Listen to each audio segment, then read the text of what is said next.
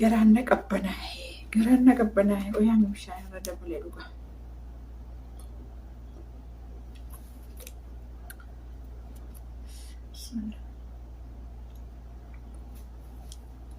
Garaanna qabbanaa'e wallaahi. Garaanna qabbanaa'e isiniin jedhu.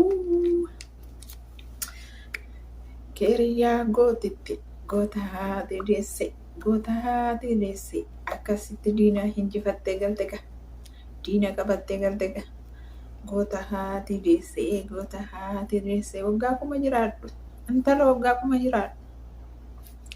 Obbo Rabbiin ammas umurii isin dheeressa. Rabbiin isin gargaaru isiniin jedhe wallaahi. Rabbiin irra isin aansu. Rabbiin ammallee wallaahi. Rabbiin akka namaati miti ijoollee. Wallaahi.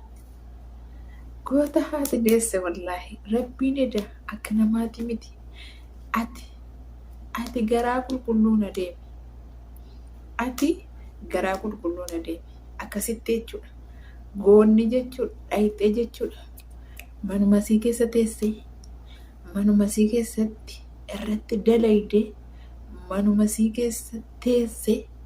Halkan lama moo maal mana siitii nyaata nyaachuu dhiifte. Akkasitti jechuudha. Waa hunda iccitii si hunda. Garaanna qabbanaa'e. Assalaamu alaikum warahmatullaahi wabarakaatu. Ashamaa harka fuunee warra namantaa biraas akkam jirtu? Hordoftoota kabajamtoota daawwattoota koo. Ilaa waa biraa isin kadhadhu. Laayik godhaatii nama hunda biraan nagaa. Laayik godhaatii. Naafa caasaa isiniin jedha. Bar naafa caasaa isiniin jedhe. Nageessan immoo. Naafa caasaa akkuma gammade kana mungkin kan gammadus jiraachuu baay'eetu jira. Mungkin kan immoo waan kanatti gammachuu itti dhabee rifaatuudhaan gaggabe hin dhibu jechuudha. Kan rifatte ganaa rifatta. Kan gammadde immoo ganaa gammaddaa. Anatu sin jedhee laayik godhe. Keeriyaan akkuma isin argitan wallaahi aan viidiyoo sii duraan irratti arge. Baay'ee tokko rifadhe. Edaa keeriyaa jechuudha. Harka ofitti galfatanii akkamitti dhaqeeyyu sun baafata jedhee bakka sammuun na dhukkubee viidiyoo sila guyyaa isinii gadhiise. Sila guyyaa isinii hojjedhee amma daqiiqaa muraasa wayii isinii gadhiiseen ka'e. Yusuufii ani keeriyaan walii galteedhaanii kan achi dhayite keeriyaan malee akkanaan dhamaateen dhaynee jennaan an gammadee ture. Gammachuu walitti fufee beekaa. Gammachuu walitti dhaabbataa jira inshaallah bidnillah. Rabbitu gargaara waan ta'eef gammachuun keessan walitti isiniif hafuuf walitti isiniif dhaabbatu jenna. Egaa obboleeyyan kiyya akkuma isin argitan egaa argitaniitu viidiyoo gadhiifame wallaahi ani argeen takkatu jalaa fuudhee isinii fidega. Keeriyaan koo iccitii isiin hunda odeessitu jechuudha. Iccitii isiin hunda of keessaa fanaddaatu jalaa guurrattee Asiyaan yoom dhufti gaa? Asiyaan akkamitti deemte? Asiyaan maal gochuu deemte jettee jalaa guurrattee iccitii akkasitti jechuudha. Ani Yusuufiin nan ajjeesa. Ani Yusuufiin barbaree ati jettee barbaree ati qopheeffatte suumattan naquu ta'a jettee siyaasaan akkasitti jechuudha. Sumayyaa keessan qabattee jechuudha. Gara mana Yusuuf gara mana jaraatti fudhattee galte qa. Inshaallah walaa Amza walaa Asiyaa inshaallah yoo isin jechuudha. Harka Yusuufiif keeriyaan gadin mee isin siiriin keessan isin fayyadeef Rabbiin tokkichi jaraaf dhaabbate inuma laalla waliin jirra. Abshira waliin jirra isiniin jedha. Garuu osoo isinis akkana miidhamtani wallaahi namni reenuu isiniif dhaabbata. Namni maaliif isin jibbe beeytanii? Namni maaliif isin jibbee Yusuufin jaallate? Maaliif isin jibbee keeriyaa jaallate? Maaliif isin jibbee jara kana lammaniif sadaniif du'aayii godha walaaliin haa ta'u. Maaliif jara duukaa bu'a? Maaliif komantiidhaan du'aayii godha? Maaliif komantiidhaan yaada kennaaf? Waan miidhamaa ranuuf. Isin immoo wanti jarri wanti nu isin jibbinu manni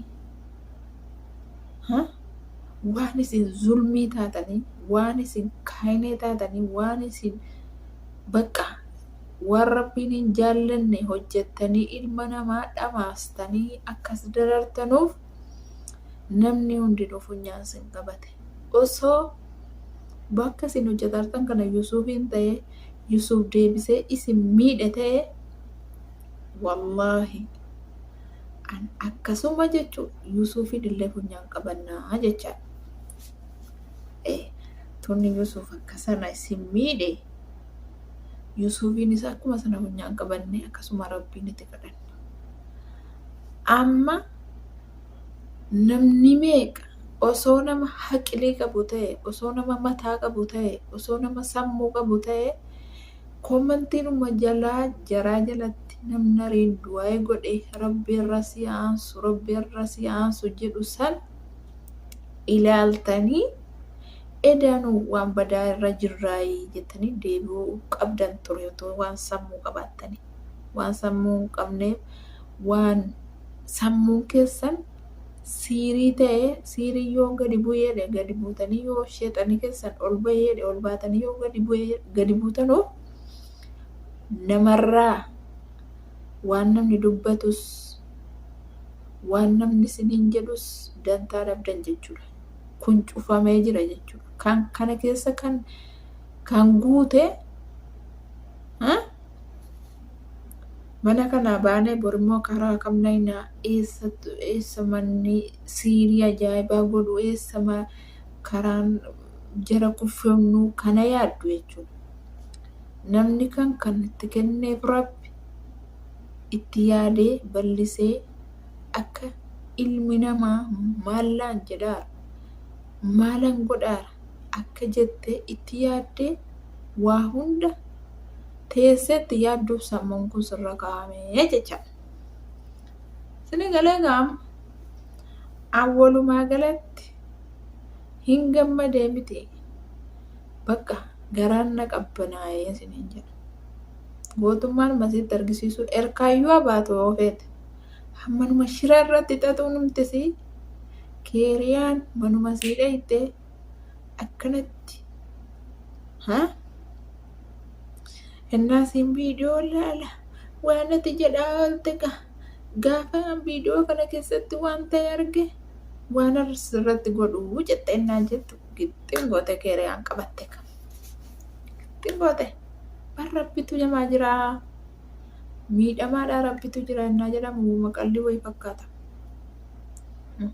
Abbaan achi marrumaan qabee du'aayii godhaa fi haati akkas marrumaan qabattee jechuudha. Du'aayii godharti garuu akka waan duute harka keessanii, akka waan maraannaan harka keessanii, akka waan waa hundi harka keessanii asirratti dhuftanii odeessitu jechaadha. Akka yeroo nama nacheessa nama maraacha nama akkas miidha yeroo jettanii karoorfattan akka ofii keessaniis miidhamtan sanan dagatinaa isiniin jetti gaabboleettiin keessan. Garaan akkana qabbanaa'e kana ganaana qabbanaa. Kanaafuu qaalitti na waamtee garaan na qabbanaa'e isiniin jedha.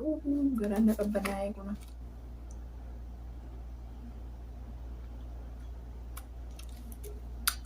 Garaan na qabbanaa'e. Kanaafuu baay'ee.